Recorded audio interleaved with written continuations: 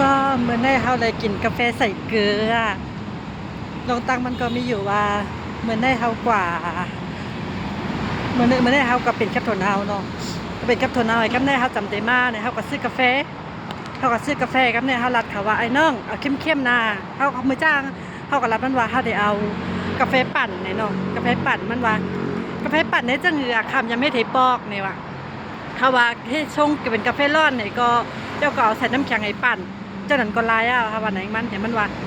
คำยำให้ได้ปอกคำโมเฮดเนี่ยว่าเขาเปิ้ลนั้นก็เอากาแฟเย็นก็ไล่ค่ะวันไหนเดี๋ยวมันว่ากาแฟเย็นก็ไล่นอกเดี๋ยวห้ำรัดมันว่าห้ำไข่นวลเนี่ยเขาวางมันว่า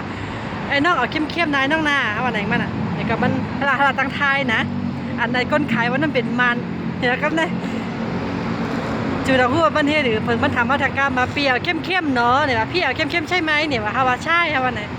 มันเอาอีหยังใส่ปนเท้ามันเอาเกลือใส่ปนเท้าอ่ะกูก็มันติดป่องว่าเข้มๆนะโยนเนาะว่ามันต้องได้กินไรได้ว่ากาแฟอยากใส่เกลือวันไหน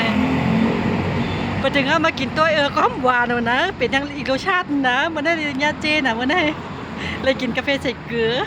พยายามกินมันเท่าพอง